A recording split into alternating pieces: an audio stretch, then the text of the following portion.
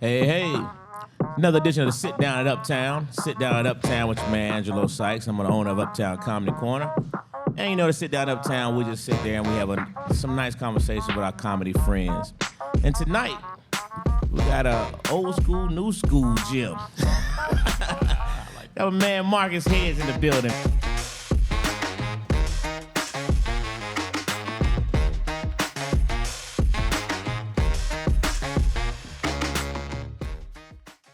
Man, what's up, Marcus? How you doing, brother? Man, I'm cold, brother. How you feeling, man? Hey, man, every day's a good day for me, man. Every day's a good day. Hey, I tell everybody it's a good day to be Marcus Head right about now. I heard that. I heard Appreciate that. you having me, man. Definitely. So, you know, it's funny. We were talking a little bit before we went live, man, and Marcus said, man, I ain't seen you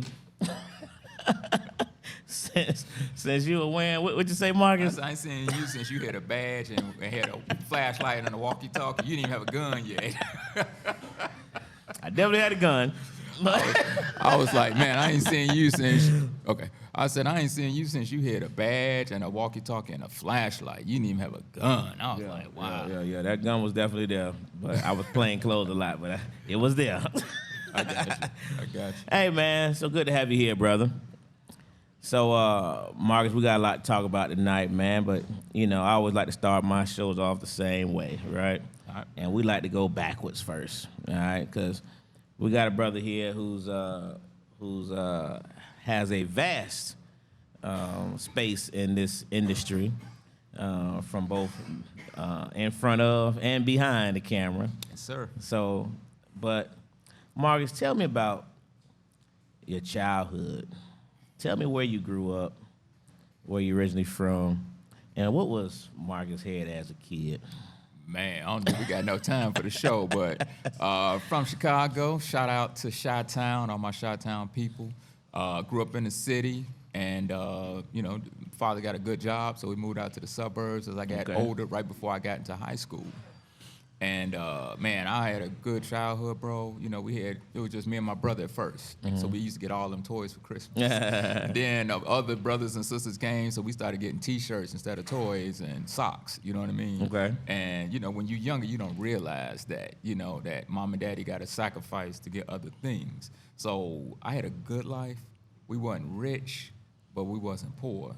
So I had a nice little life, grew up, you know, middle class, and mother and father wanted us to go to the good schools, so we used to take 2 buses to go to a school out in Oak Park, which is like Buckhead here in Atlanta. Okay.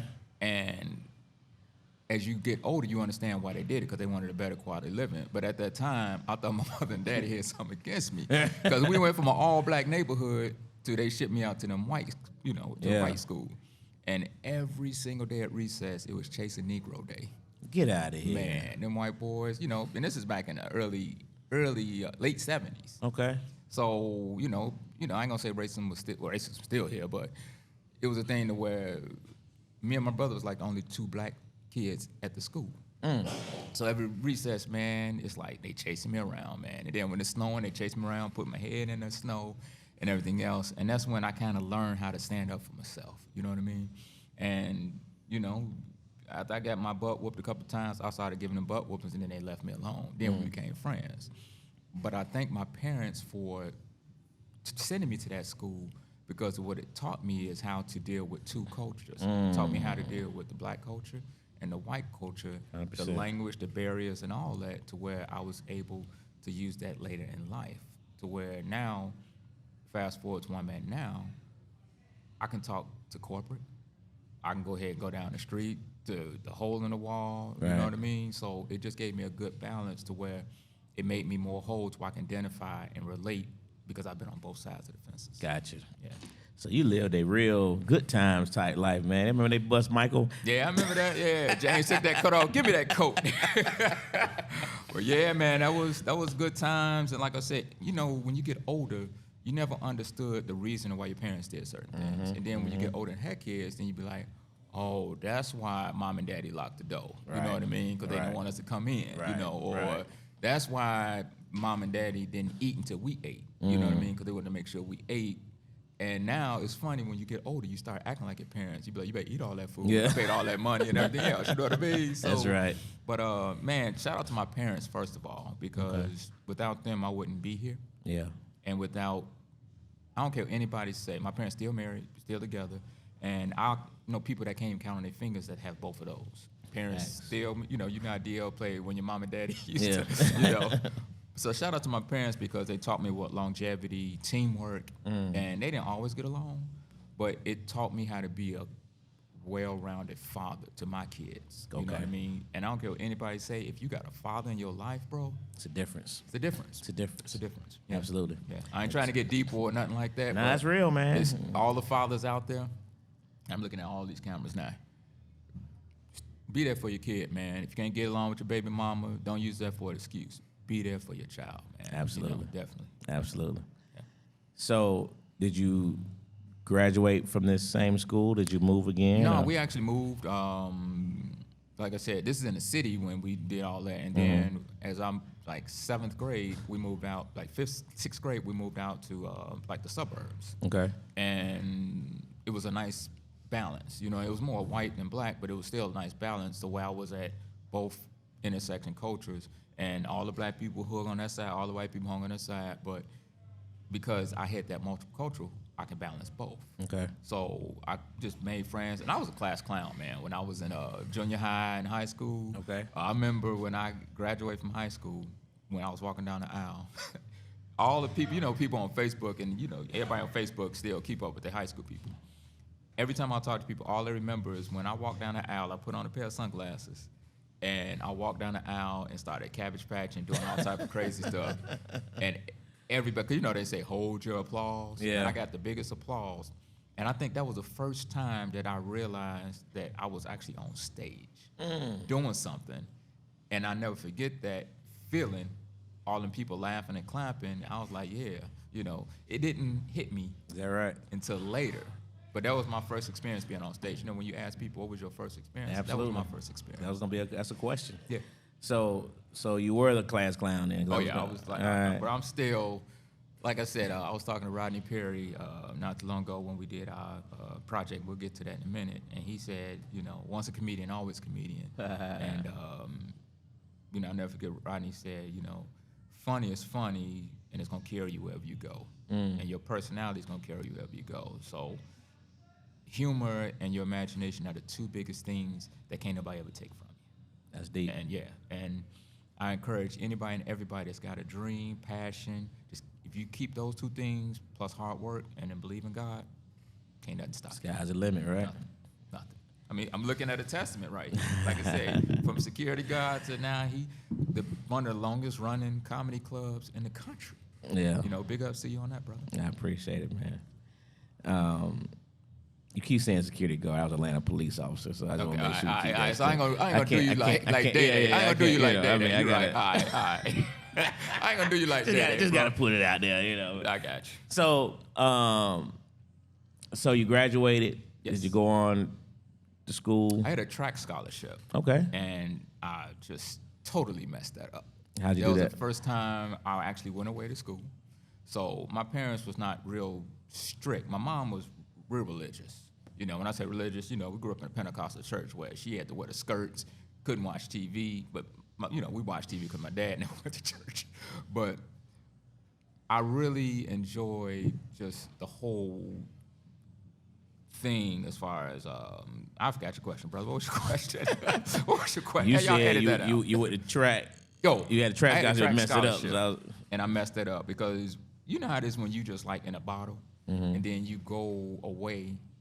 Where'd you go? I went to Lincoln College in Springfield, Illinois. HBCU? Yeah, I had, no, it's not an HBCU. Lincoln's not HBCU? I had 2 scholarships. I had one for Butler and I had one for Lincoln College. Okay. And I ended up going to Lincoln College because it was closer. It was, 4 or 5 hours away. Okay. And I really liked the coach that recruited me.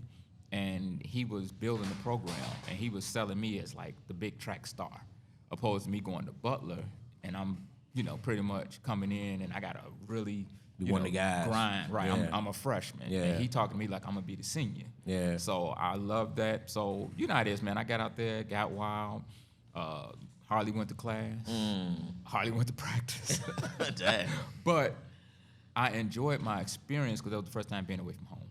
Okay. So I lost my mind, and I was trying to just hang out with every female, every party, every club, and so I wouldn't trade that for anything because I had a great time. Now I passed my classes, Okay. but I just didn't take it seriously, and my parents saw I didn't take it seriously. They said, "You ain't going back."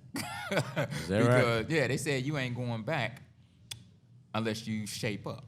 Okay. And get your grades right. Because cause I was passing, but it was just, and I'm going to keep going back to when you older, you realize they was paying money for me to go to school. Even though I had a track scholarship, they still providing money and, Sure. train up. And you don't realize that as a younger age, that all that money as I do now, because I got a 23-year-old, that they paying for this for me to really succeed with it and do something with it. Sure. So I was like, all right, I'm going to go ahead and shape up. And this was the first semester. So I said, all right, I'm going to get it done. So I went back because I had the scholarship, and I still did the same thing. Really? Yeah, I still did the same thing. Wow. But I studied and better grades. And then when I came back, I didn't want to go back.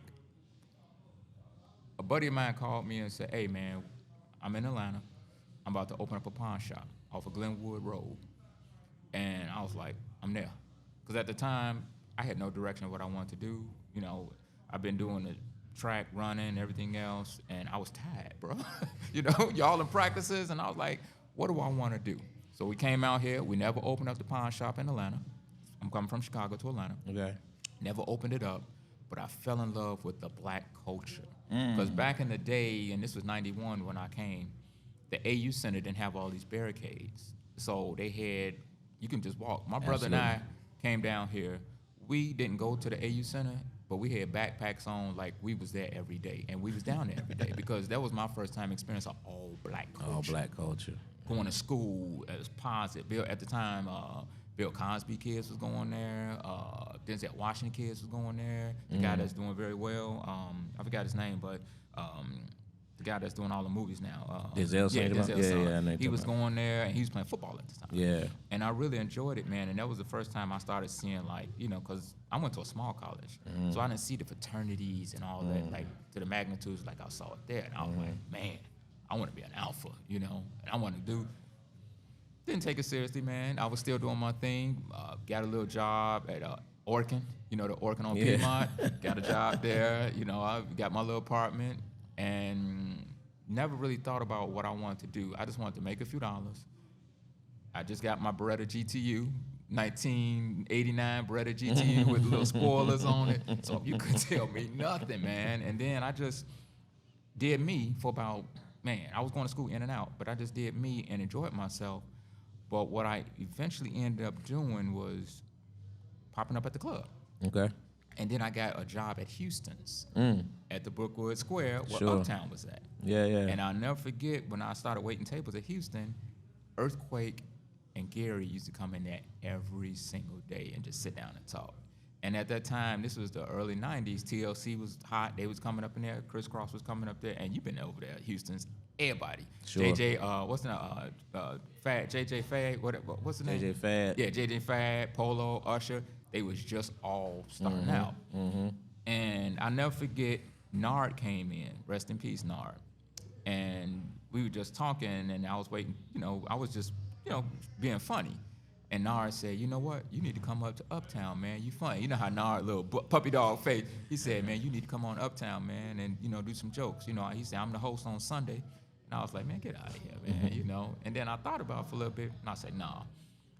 But it made me think. And then finally, I didn't go to Uptown, but I ended up going to the Comedy Act Theater on my first comedy performance. Bruce was the host. Ricky Harris was the headliner. And I was just in the audience. My girlfriend at the time had a birthday. Bruce was like, come on up here. He said, what your man get you? He said, nothing. And then Bruce called me up there, started talking about me. And then I started hitting him, and people was laughing. And, I was like, oh, this is cool. And then Bruce told my ass up, and then I got off stage. You know what I mean? But I liked it, and I came up to Bruce and said, man, I'm thinking about doing this. And Bruce, I'll never forget, he said, you should, because you look funny. I was like, okay. So a month later, came up there, I did Fire Marshal Bill for the first 5 minutes. Really? And check this lineup that was at the Comedy Act Theater on 10th Street. Okay. It was Bruce again as the host. Mm-hmm. Mike Epps was in the building. Kevin Hart was in the building. Small Fry was in the building. I have no idea what his brother is, but Chris Charles was in the building. Wow. That's an oldie but goodie. Wow. Chris Charles was in the building. And I went up there. I did my Fire Marshal Bill. It was funny. And then I started talking about Bruce. I don't know why. But I started, because he had on one of them, Bruce Lee's leather sweaters. Yeah. And he looked funny in his sweater. So they did not like it. So they booed my ass off the stage. And I'll never forget, because after I finished, the first person that came up to me was Kevin Hart. And this is Kevin Hart he was killing the comedy clubs, but he wasn't Kevin Hart doing all the acting yet. Sure. And he came up to me and he said, hey man, keep your head up. You got it. That shit right there you just did, that wasn't it. But you got it. But you got it. Keep your head up. And I'll never get that advice. So I probably said about another 2 months, I went up to Uptown. Okay. Sunday night. And Nard remembered me. And he's like, okay, because, at the list, Nard had a little piece of paper. He had like 25 comedians' name on the list. And Nard, if he didn't know you, he's like, all right, this next comedian coming up, y'all, he just got, he on break right now from Quick Trip. So he gonna come up here, and if he ain't funny, y'all boo his ass on back there. Yeah. And I went up there. I'll never forget, I was funny for about 4 minutes, and then it just didn't work out. So I got booed hard. And I was like, damn, I maybe need to go to work, Chris. But for some reason, man, I just loved that energy. And then I just said, all right, I'm going to go ahead and keep us up, And I kept going, getting booed, And at the time, that's when I first met Double D. And Mark Henderson was the first 2 people I met. And we used to bounce around from Chris Tucker's Comedy Club on North Street to Uptown. And then eventually hanging out with them, it was just a good reflection. And now I forget, I met Leon Rogers. Okay. Sherman used to always host at Chris Tucker. But I met Leon Rogers. I didn't even know, he was just in town because he lived in Chicago. Right. And we were just talking and everything else, and he brought me up, and that was probably the first good performance that I had. And he just gave me some words of encouragement, and I was like, all right, and I just kept going. But what was different about me is I knew I was funny. I just had to put it all together. Yeah. And I know you've seen all the great comics and everything else. And I was like, I need to put it together. So I started writing, and I said, I want to get funny, but I want to be funny for all audiences. So I started taking my butt to the punchline. Okay. And at the punchline, I had, back again, those relationships. So there's a lot of white comedians that seen me, and I was like, hey, man, can I get on the list or whatever? And somebody spoke up for me, got me on the list. I went out there, and I killed it. And it's so funny, I kept going back, and eventually I got funny, and through that, somebody got me on at the the Columbia House in South Carolina. And I hosted that night. And Ron White was actually the headliner on the show. I did the show. I was raunchy. I used to do that thing, with Black Rob. Okay. I said, if you got bad credit, let me hear you say whoa. If you got bad kids, let me hear you say whoa. So that was part of my niche. Yeah. So by the time I did it and was rocking with it, and by the time I say something funny, everybody go, whoa, whoa. And by the time, now I'm hosting, and then we got the feature, and then Ron White. And Ron White had just finished doing a Blue Collar tour with Billy Engvall and Jeff Foxworthy and all them. And he didn't like it that people were saying whoa by the time he was up there, and he didn't like that. And I was raunchy too. So after the first show, he came up to me and said, come here. And if you ever met Ron White, he's like, look, if your black ass does that shit one more time, your ass going home. Wow. And I knew he couldn't do anything to me because I was on a contract. So I knew he couldn't just get rid of me because I was on a contract with Columbia House. Okay. I wasn't with him. And then he wanted me to say that the Blue Comedy Tour was the #1 grossing comedy tour. And at the time, Kings of Comedy was. So I said, I'm not going to lie and say that. So we got into a tussle. So finally I said, all right, I won't do the whoa no more because, you're the headliner. I thought about it. The club owner came up to me and it's like, we're not going to send you home. But just tone it down. People come to see him. And as you know, as you're young, what's the first thing you want to do when you get back on stage? Exactly what they told you not to do. Exactly what you told me not to do. So I didn't do the Black Rob. And I didn't curse and do raunchy like I was doing. But I said, I'm going to go up there and kill it so hard that after I get off stage, and this is my mentality, that they gonna want more of me than him. And he the headliner. I'm not thinking, but I did it, and I did everything he asked me. But I did it in a funny way, and he loved it. And he said, see, you went up, you didn't do the Black Rob, you wasn't cursing and raunchy. I like that. And after that, we had a beautiful relationship, and he took me on the road with him. Wow. And I was opening up in arenas, colleges, and everything with him. So I'll go from somebody that's just starting out to now I'm in arenas, colleges, and things like that, making money. And this is in 2 years of me doing comedy. Okay. So after I got on the road with him doing this, then I go back up Uptown, no disrespect, but my head is filled because I'm doing thousands and everything else, and I'm coming up, and Ernesto coming up to me say, hey, you want to go up for 5 minutes, and at the time, Kenny Spears used to do all the bookings and everything else.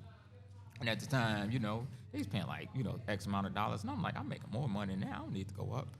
But I said, I want to do it because even though I was killing it, I got to be around my people, because it's nothing like when you do a comedy club in black audiences to see people jumping up, running around, laughing. Right. And I was like, okay, now I want to see, because I feel like I built myself up, now I want to see if I can do it in front of this crowd. And I did a great job, made great relationships, and kept those relationships, and we're going to talk about that in a second. And the rest is history, pretty much. Okay. But for the comedy career. Yeah. I know that's long-winded, but, No, it's all good. That's what we want you to do, get it out. You know what I mean? Bro. Yeah. So at what point when you were on that stage, whether it was Uptown, Punchline, Comedy Act, what point where you sat there and said, this is what I wanna do? And where were you at that point? That point, I would have to say is, because another thing about me is, because I wasn't funny, hilarious starting out. Okay. What I did was I started opening up my own rooms in Atlanta. Okay. So I used to do the $3 Cafe in Buckhead. I used to do Crow's Nest. I used to, LC Crow. Yeah. I convinced LC to let me do comedy there. Okay. And this is before Griff, Diane Corder, any of them started doing comedy. So, I got that on a Tuesday night. And you have been to Crow's Nest on a Tuesday when they used to do that thing where I forgot the name of it, but it was like a showcase. Right. And the guy was there. He saw me and liked it, and we did some things. But I put it all together, I would say, when I was hosting a lot of places, and I just realized not only am I getting stage time, I'm being funny, but now I got my own rooms.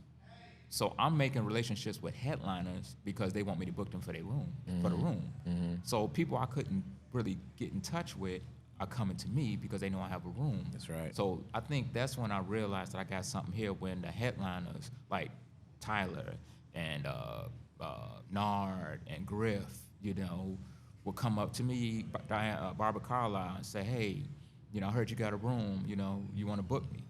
Man. And that gave me an opportunity to go on the road with a lot of these people. Tyler started taking me on the road. Dirty South, I'm sick of saying all these people that passed, but shout out to Dirty South. Yeah, because Dirty South gave me my first comedy road gig in Macon, Georgia, through Al. I know you know Al. Al too. And, and I just realized, when I had them comedy clubs, I'm doing it now. And it was a great feeling, but it wasn't enough. Okay. So my wife made me an ultimatum. She said, this stuff better start making some money for you. Because I was making good money on the road, but I was always gone. So she said, you being gone, yeah, you taking care of the business, you taking care of everything else, but you're not here all the time. And I had just had a little boy. And I'll never forget Finesse Mitchell and I, who started out together. He was on his way to New York. And he was like, hey, man, I'm finna go to New York. I need a roommate. You want to go with me? And I was like, nah, man, I got a little boy. He go out there, get on Saturday Night Live. I'm happy for him, right. But I'm like, that could have been me. Right. You know what I mean? So I got out of comedy and started working at a hospital, bro. Really? So I go from doing comedy, doing stages and all that stuff, to working in dietary, putting the milk and the Jell-O on the trays, bro. You got to tell me about that transition. But first, tell me about how did your parents initially feel about you doing comedy? Honest to truth, yeah. My parents told me I am wasting my time. They told me I'm wasting my time. My father said I'm not funny. So don't waste your time. Go get a job. Because my dad worked for as an accountant for UPS for 25 years. So he was used to that. This is how you're supposed to do it. You go to work, you come home, you love your family, and you get a check to your wife. And my mom was religious. That's why I've been married so long, huh? She went to church every Sunday. Right. So my mom was religious, so I ain't gonna say she was my supporter. She was supporting it though. Okay. But she was just like, baby, it's time to do something else, you know?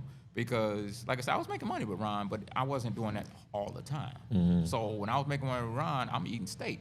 And then when I wasn't, then I was waiting tables. You know, that's all I did because that was the best job to have where I can be on the road. Sure. So I said, all right, I'm going to go ahead, got the job, and that's what I was like.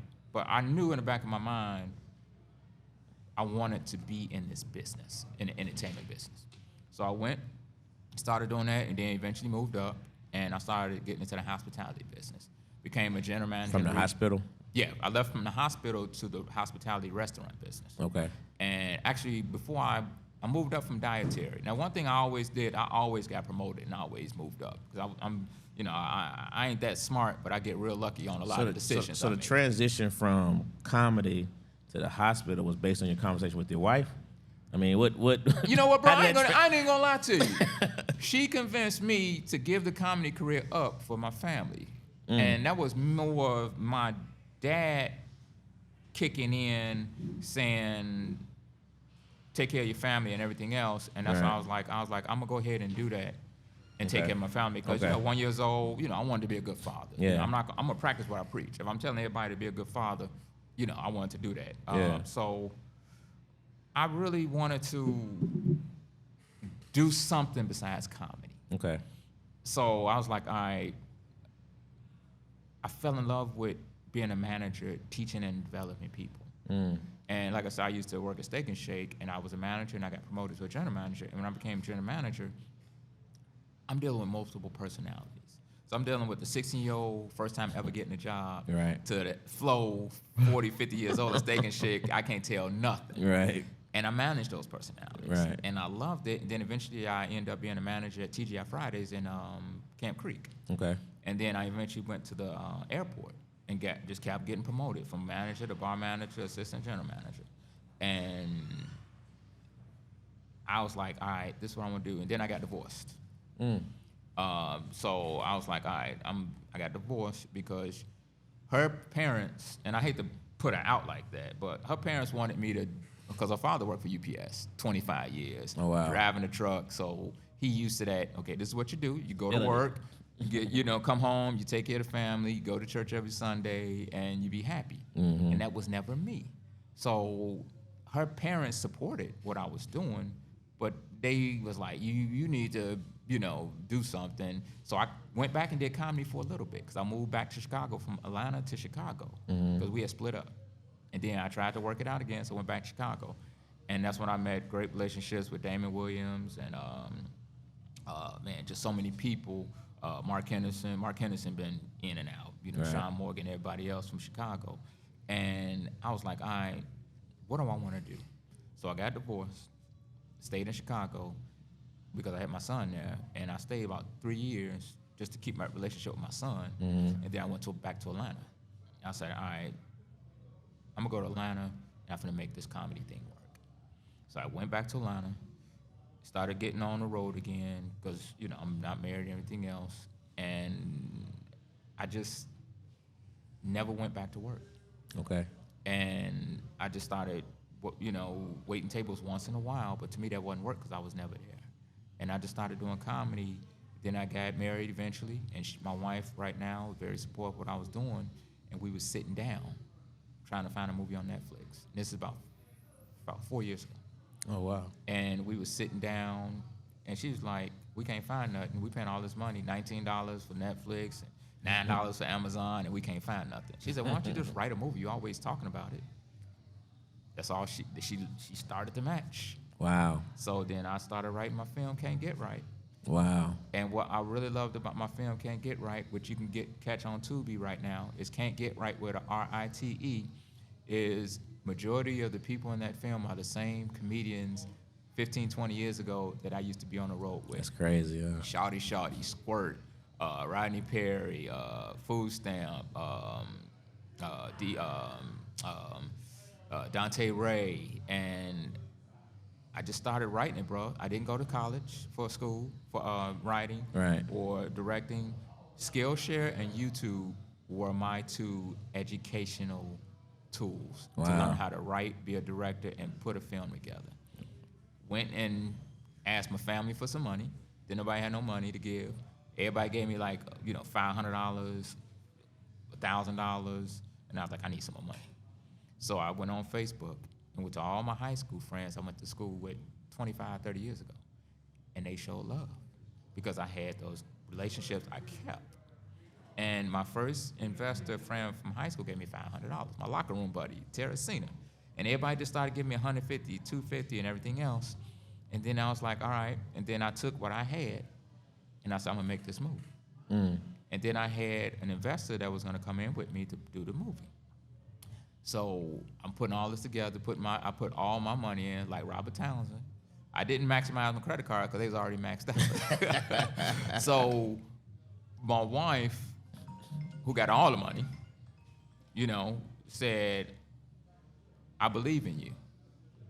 So my wife and I decided that we was gonna go ahead and put money we had saved for me to do this project. And I put it all in, and I said, I'm gonna bet on myself. And I called, Little Duval was my first choice, and he was traveling at the time, so I said, all right. So I did some investigation, and I called around, and I got Tim Murray on, I got Squirt on, me and Shawty had a long talk, because Shawty had a lot of history, negative history, and a couple people say, don't do it. Don't do it, you looking for trouble. So me and Shawty had a conversation about 2 hours, and then finally I was convinced that he has changed. Sure. He was on a show now with Young Jock, getting up every morning, and what I really liked about Shawty, when I first met Shawty, every word was curse word. Every word was curse word. And I ain't seen Shawty in like 10 years since I did comedy. Right. And then 10 years later, when I had a conversation with him, brother didn't curse at all. He was just a different person. And I was like, all right, we gonna do this. And we just started putting it together. He was a little nervous, so we had to do some development with the acting and everything else, but he would show that he wanted to do it. So I got him, Squirt, and then I was like, all right, I'm gonna put this together. And I wrote everything catered to their personalities. And just one thing led to another. So the investor said, all right, got the money coming. I said, oh, cool. So we finna start shooting. I had the money to you in a week. Week came, I was like, I got all this together, so let's shoot. Do you have the money coming? Yes, I had the money. I said, I'm gonna pay everybody this week, and then we're gonna go ahead and give me the money for the next week. So we went ahead and started. I'm starting my film, and I ain't even got the money all the way to film it. Right. So I'm like, all right, I'm putting my trust that she gonna come through. We start shooting the film, first time directing, and I'm, learning this, learning that on the fly while I'm there. But I had an idea what I was doing because my background of me organizing, working at all these restaurants, having a different relationship with people, and then, having a child, I knew how to manage and just do things. So we started doing it. Day 7 came.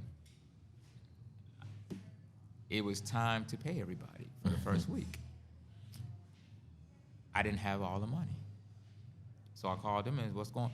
Oh man, well, she's like, I can't do it because, I just had a family member die. And we're doing this during COVID and everything else. I'm like, so you telling me you don't have the money? You told me you're gonna have the money, you don't have it. So we shoot the first 7 days. It was an overnight shot. The last night we shot, Damon Williams had just came in, flew in and shot that day. So I knew I didn't have the money. So while we're filming, I'm already know I don't have the money. So I'm filming that night. It was a very stressful, hard day for me. I bet. Because I'm trying to figure out, okay, let's finish this. And I'm praying to God that she just gonna call me and tell me she gonna have the money. And she never did. So that was an overnight shoot. So we finished wrapping up 7 o'clock in the morning. I go home and I'm crying, bro, because we got to stop the production. So I called my production team first and told them, before I said I was going to call my AD, who's my second right hand, I told her and called her, and I've known her, Shaky, for almost 40 years. And it was just funny how we connected recently, and we just ended up working together. Okay. Because she wanted to be in this business. And her husband gave me the money to cover payroll, the rest of payroll, to cover the production team. Oh, wow. So we paid the production team. And at the time, we had a meeting with the production team. I said, we're going to have to stop filming because I don't have the funding to move on. So everybody got paid from production because you got to pay your production first. Right. But those people every day. Then I had to tell all the comedians, Shawty, everybody, I don't have the money. And they all took it well because I used to book comedy shows. So they knew I was going to get that money. Right. So they didn't badmouth me to my face. No one said anything negative. And I said, all right, I got to go get this money. So I couldn't pay anybody at the time. And this is Squirt, Shawty, Fredo, and we was working some long hours. But they understood because they trusted me. And then I was like, all right. So it took me 2 months to go find the money. I was reaching out to everybody. And a blessing came to me, Montel Jordan. I reached out to Montel Jordan and told him a while back I wanted to do this film. And he was like, I'm not interested. I'm about to do my own thing. He was about to start a ministry online. So I reached out to him again. And he's like, I'm not really want to do it.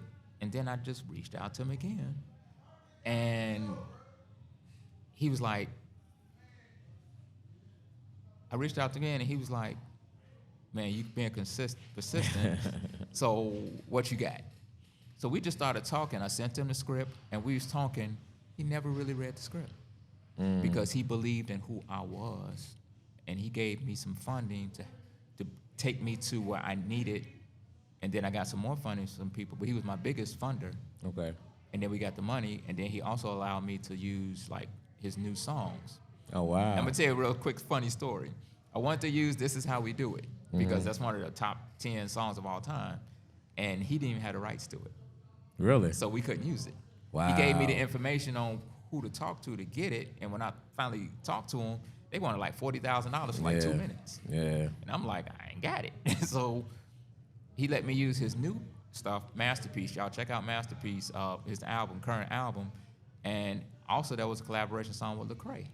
So now I'm getting 2 for the price of 1. So when you go to Can't Get Right, the first song introduction is Montel Jordan and Lecrae. And it was a beautiful thing. And then I had a actor that was on there who's also a rapper. And he had a song, he did a collaboration with Rick Ross. So shout out to H. Juicy. He let me use that song. So I was able to have Montel Jordan songs and a Rick Ross song on my, basically, not a soundtrack, but in my film. So that gave a lot of credibility. Sure. So we ended up That's big. shooting it, finishing it, and then I ran into an issue with my editor.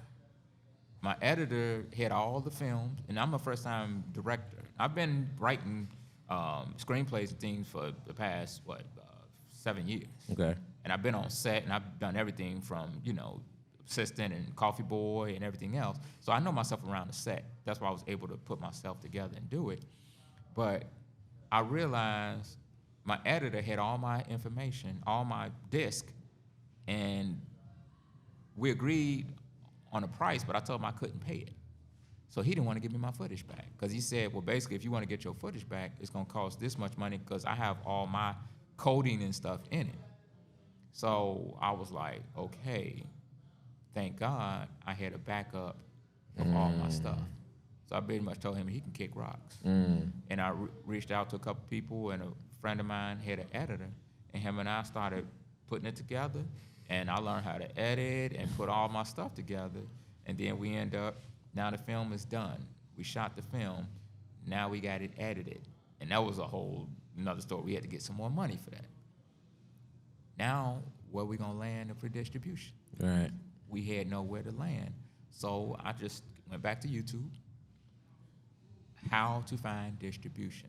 I studied that, brother, and started reaching out to people, reaching out to contacts, and eventually it took a while. but I got my own distribution, and I got on Tubi, and now it's doing very well. Wow. So I've done that whole. When you talk about somebody that learned from the ground up, From the ground, straight ground roots campaign bro. Yeah. So Can't Get Right is out, and now we on to the next project. Wow. So Can't Get Right came from what? What in your mind? What led Can't to Get that? Right is a story similar to my life. I was Okay. always getting fired. Like I said, I was a class clown, always messing around, didn't take nothing seriously. And I grew up in the church. So Can't Get Right basically is a story about a young man who's played by Shawty. What my name is, he was just here last weekend. Yeah, man, Squirt. Yeah. And Fredo.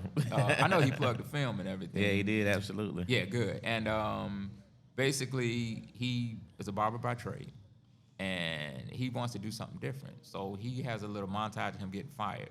He can't do right. He irresponsible. He lived with his grandmother, the pot smoking grandma Dirty, who think the only way to get in church is to pay her tithes and go see her pastor, who's played by good person of yours, friend of yours and mine, Aaron Young. Okay, weight ball. Weight ball. Yeah. And that was his first time doing it. He did an amazing job.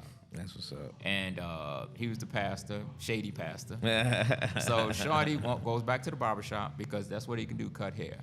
Eventually, just imagine he finds a bag of money that belongs to the mob, who's played by Damon Williams, who's the mobster. And imagine a guy with money and irresponsibility, but what he does is he takes care of his people. But they find out that he found a bag of money, so now they make him an offer he can't refuse and say, we're going to go ahead and start running things through your cousin's barbershop. Squirt owns the barbershop. And it's going to take the whole community to help him get right. Yeah. We got barbershop scenes. We got church scenes. No cursing. Wow. I had Dirty South in the film, and we did 12 minutes of Dirty South not cursing. And the audio guy screwed the audio up. No. So we have all that footage, and we can't use it. Wow. I put it in the trailer, so you'll see her in the trailer, but I'm going to do a voiceover. And I'm going to do her voiceover. Man, what you talking about, man? Wait, nah, hilarious. I can do Dirty South like it ain't nothing. So I'm going to do her voice, or I'm going to find somebody that can do it, and we're going to put that in the sequel because it's 12 minutes of Dirty South. And, of course, she's a legend. And I was about to manage Dirty South. Is that right? Dirty South and I came to Clue. She's been asking me to manage her for years. And finally, I saw the talent, I saw the potential, and she was willing to listen. Because me and Dirty South had friendship for over 20 years. Yeah. And Dirty would call me 12, 1 o'clock in the morning about just so many things going on in her life. And we built a close friendship to where we went on the road a lot. And when my grandmother passed, we was in New Orleans, she was there for me. And I've always been there for her. And the family gave me the rights to do the documentary for Tyler Craig. And so, all right, okay, Dirty was gonna be part of the project. And now she's gone. So now we gotta do one for her. Wow. And Robin Ann might be somebody who could do Dirty South voice, though. Yeah, Robin Ann, Ann. yeah. Okay, so we definitely want to do Dirty South and put her in the thing. So, yeah, man, it's hard, man. We done lost a lot of good people. Oh, man. Dennis in a Arnold, 12-month span. Nard, man. And the list goes. Marcus Combs. The list just goes on. Recently, another comedian just passed away. Big Rome. Yeah. We lost a lot I of didn't them. know Big Rome was gone until a couple years. Big Rome is one of the comedians that made me fall on the ground crying. He was there. Hilarious, man. And I remember Big Rome drove the cab up to Uptown on Peachtree. Really? He Yeah, driving man. his cab I remember them days, man. I remember them days when everybody was just starting out, getting their niche. Bruce was, just got Uptown. Just did BET Comic View. He just got his hosting thing there, and I remember Griff was doing the show with Wanda. Shout out to Griff. Griff was like a big mentor for me, and I just really love so many people that I started out with. T. Ray Sanders, Lil Duval, Squirt was like about a year or two ahead of us, and it was so good to have all them people on the project. Yeah. All the people you worked out with. And we got another project called Live in the Color we're doing now.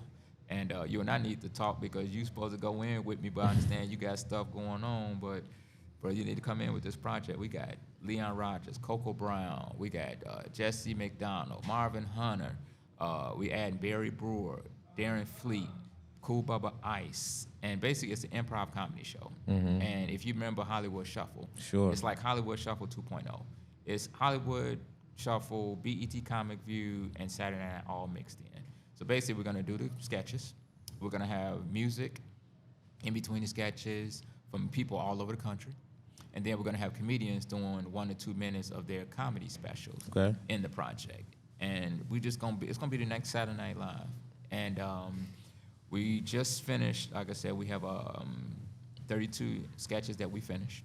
Wow. And in June, like early July, we're gonna shoot the scenes with Barry and more Coco Brown. We're gonna have Coco Brown being the president of the United States, basically talking about answering those questions that at the podium and just keeping it real. You know, saying, is it true that you slapped the vice president because he ate the last bag of barbecue chips? You know, and is it true that you detoured the plane from China to go get some hair from Ethiopia? You know, just stuff like that. A black woman would answer and answer honestly. Right. But we're looking forward to that, and I have just been handed the rights from the family to do the Ronaldo Ray project. Really? Yes. So I'm really excited about that. And the first person that I called that's on board is Miss Laura Hayes. So Miss Laura Hayes is going to be on board, and you know, if Miss Laura, eventually I'm going to get to Lunel. Yeah. And Rodney Perry is going to be involved on the project. Damon Williams is going to be involved on the project. Lavelle Crawford, said he wants to be on the project. And we got some other people. I really want Ricky Smiley to be on this project, but Ricky got a lot going on, especially with his son. But eventually, we're going to get to Ricky. Yeah. And I really want Eddie Griffin. 'Cause I heard he's doing a residency in Vegas right now. And Smokey Suarez is supposed to be giving me his contact information. So Smokey, I'm putting you on blast right now. Smokey was just here a couple weeks ago too. Okay, so I'm excited about doing that, and we're gonna do that big, and we're gonna have a lot of people. But his son is gonna be on the project, talking about his father and his nephew, Murph Ray, who is just starting out as a stand-up comedian, is gonna be on the project. Edwanda White and Roz is Funny gonna be on the project.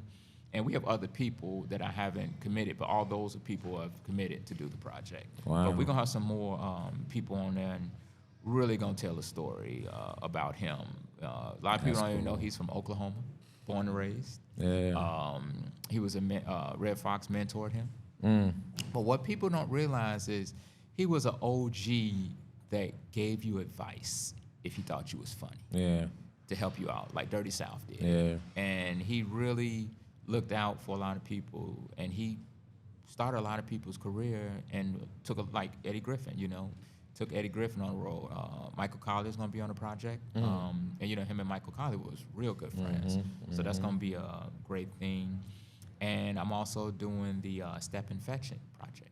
Oh, wow. And for people that don't know the history, Step and Fetchin' is the first black millionaire and the first black actor to actually do mainstream and a lead role in Hollywood. So shout out to Kevin Williams, who's on the project with me as well. He created a wonderful, great script, and we just collaborated, and we're gonna work on that. Wow. And I got another project. I'll tell you off the air. I can't really talk about it right now, Okay. but it's gonna be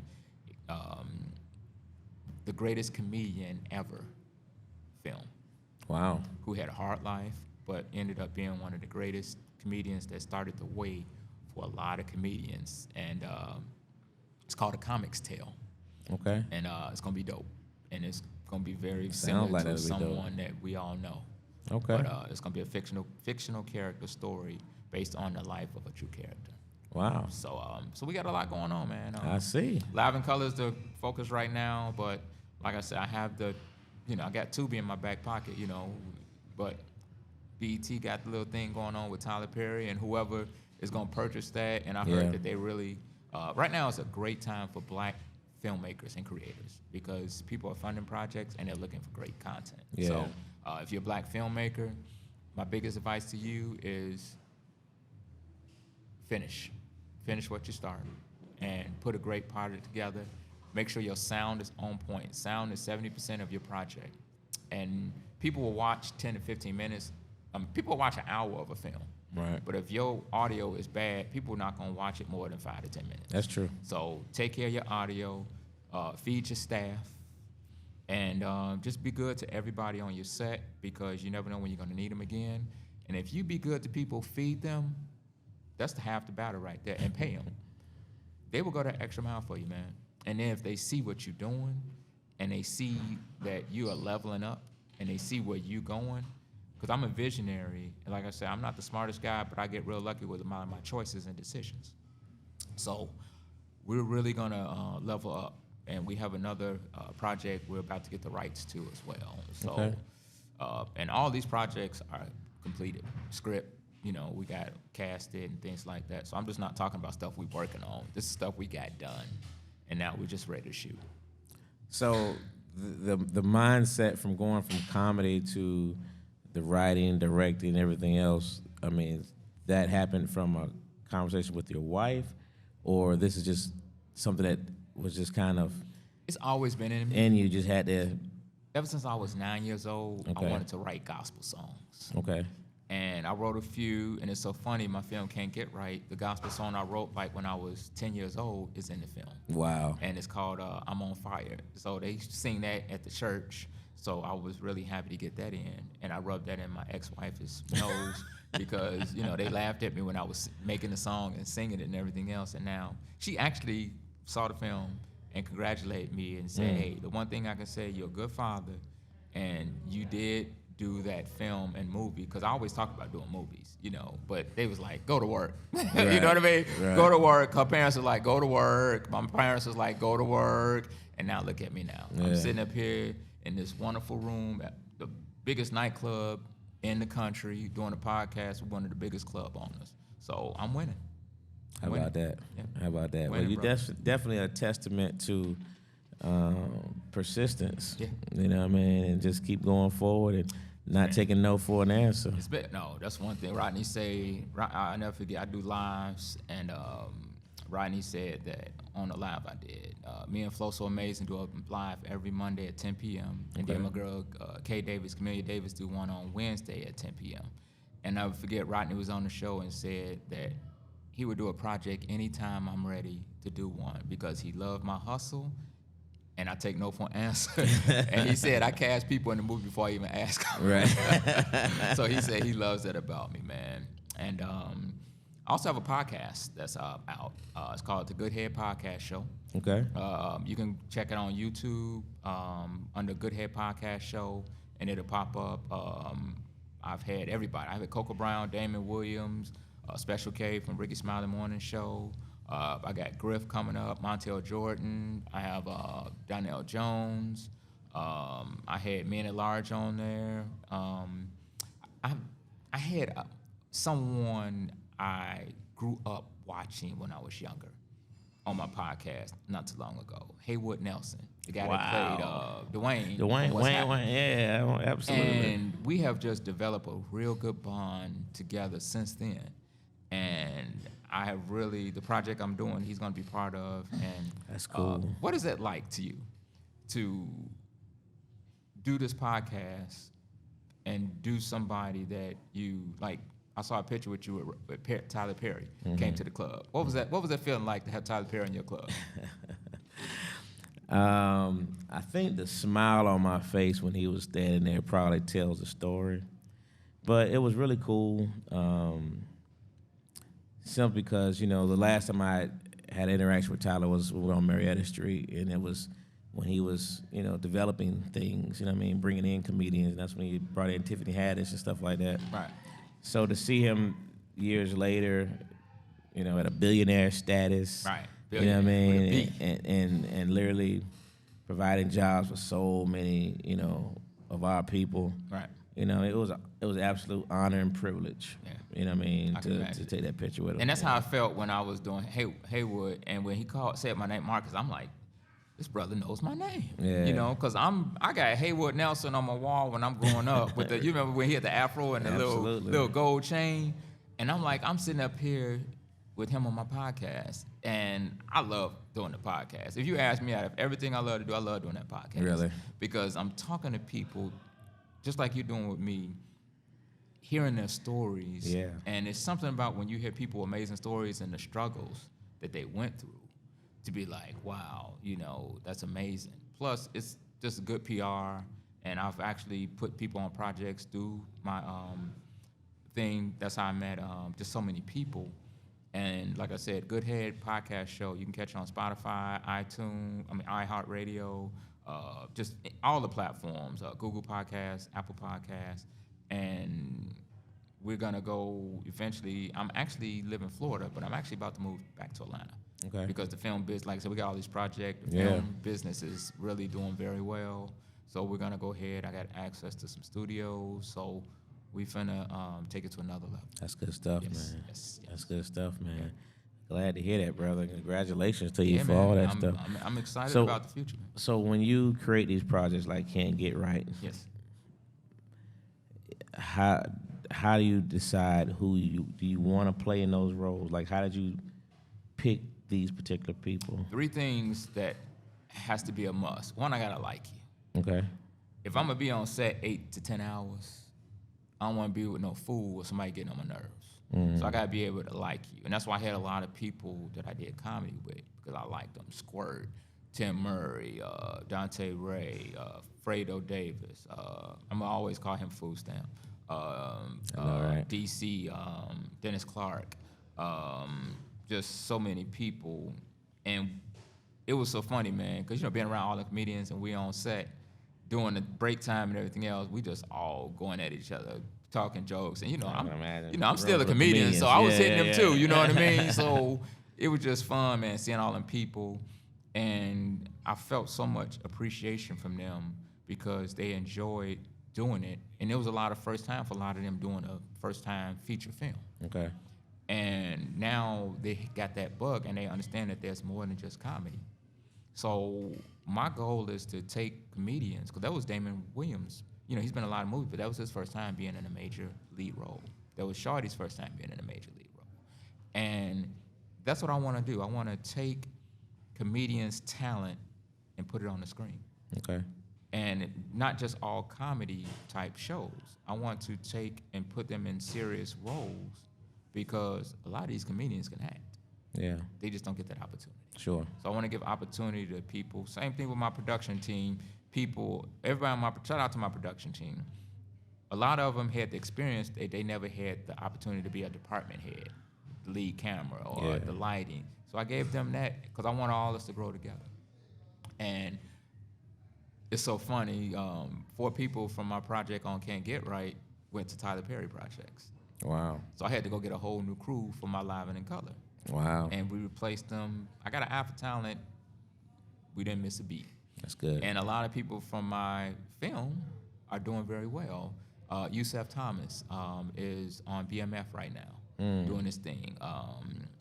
Butterby Rocka, who played Jasmine there, she got inspired, and she has her own film coming out. So definitely, it's called, what was it called?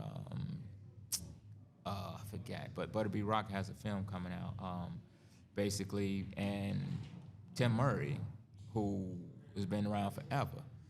And a funny brother. Tim Murray was one of the baddest brothers around. Very underrated. Very underrated. And he has the acting, but he's taking acting classes now. Oh, wow. So I would say the biggest achievement for me as a director is I'm taking people and bring all these people together. I have 2 people on my production team at the time that didn't even know each other, and now they're roommates. Wow. Squirt and Shawty have always been cousins. Sure. Always been, but they ain't been in touch in a long time. And now they doing a show together. Yeah. They talking about a show that they doing together that they filmed. And you're not cousins, you never miss a beat, but they wasn't always being in the same state. Now they 2 peas and carrots. Yeah. And I'm not saying that I'm responsible for that, because they've been cousins before, but they closer now because they built that relationship, and both of them acknowledge that. So bringing people together if I wouldn't have had this project together. And a lot of people on the production team are doing things together. When I post stuff and I'm looking at other people from the project, I'm looking at other people following other people now that didn't know each other. Right. So now we're building a family and building relationships, and people building relationships with people that they wouldn't have done if I wouldn't have did that project. That gives me the greatest joy of being a director. That's what's up. Yeah. So, Can't Get Right on Tubi now. Yes, sir. With a R-I-T-E. R-I-T-E. Can't Get Right. Check it out. Live and in in color. color. Live and in color. Yes. It's coming soon. That is, you can actually go to improv, the letter N, color.com, improvincolor.com, and you can check out the website. And it's my IMDb page also has that. And if you go to my website, mheadfilms.com, you'll see Can't Get Right, Live and in Color, and you'll also see the Ronaldo Ray documentary that we're talking about as well. That's awesome. Yeah, lots of stuff, man. That's lots awesome. Of stuff. That's awesome. And it got to be an honor for you to be given the opportunity to do that project. Say again? It has to be awesome for you to have an opportunity to do that project. Oh, yeah. Ronaldo Ray. I mean, that's pretty cool. It's an honor because I met Ronaldo twice. I was actually Preacher Man had a spot on Monday, and Ronaldo Ray was there, and I did it. And after I got off stage, he came up to me, and he said, "Look, Youngblood, you was funny, but you need some hardcore material." And he kind of told me how to switch a certain joke and add this to it, and it was killing after that. Wow. And I never forget that. And I never forget when I went to tape Comic View in New Orleans, which I never got on. And Ronaldo Ray was there. He remembered me. And at that time, I think it was 2000-something, he was still mad because they didn't invite him to do the Kings of Comedy tour. Oh, wow. And they even asked him to perform anytime. So he was really sour about that. He opened up to me about that. And I'll never forget that. And then his son, like I said, reached out to me and was like, "Hey, I'm, want to do comedy and everything else. And I saw you doing your thing and posting and everything else."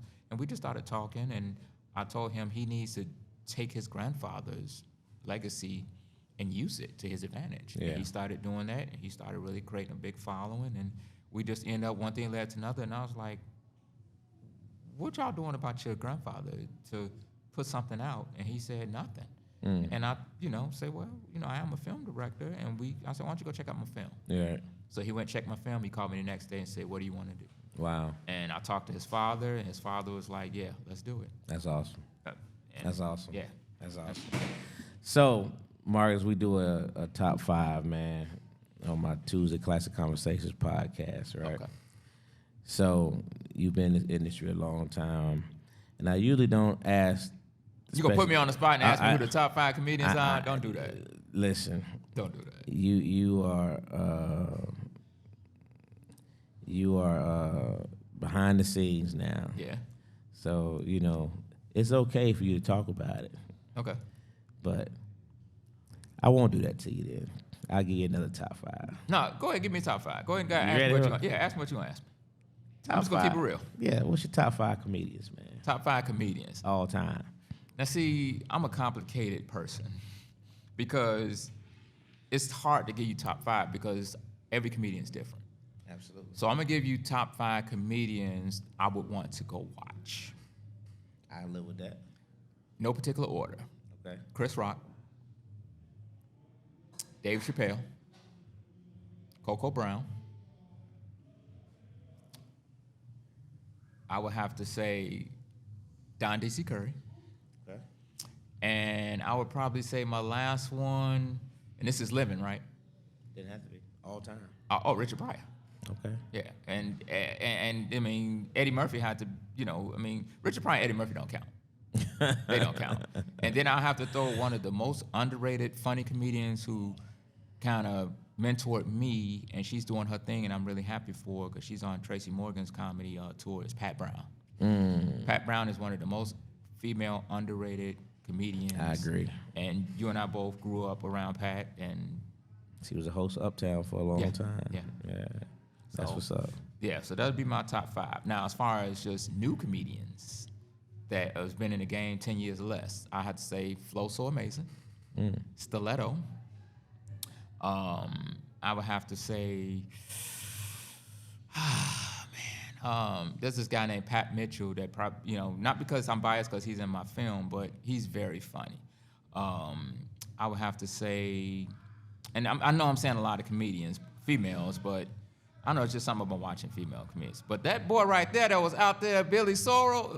Sorrell, yeah. That brother was funny. Yeah. That brother was funny. But I have to give it up to those. Like I said, Stiletto, Flow So Amazing, Pat Mitchell. I think DC Young Fly is very funny and got a lot of energy. And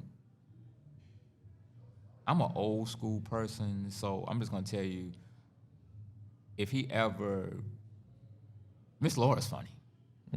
I like Miss Laura because she's real. Yeah. I like Miss Laura's humor because she's real. But I know it's an old head, but I can't really say anybody offhand. Like I said, Big Rome, passed, and man, I can't really think of. Those are people that just came to my mind. Yeah, you knocked them out. Knocked them out. It's all good. Yeah. Who's your top 5? Now, you really on the spot now. I can't do it. See, so you're gonna ask me. Okay, put it like this. I'm in a different position though. You know what I mean? Well, let me ask you this: who is the one comedian that you looked at and was like, he ain't gonna make it, and he did?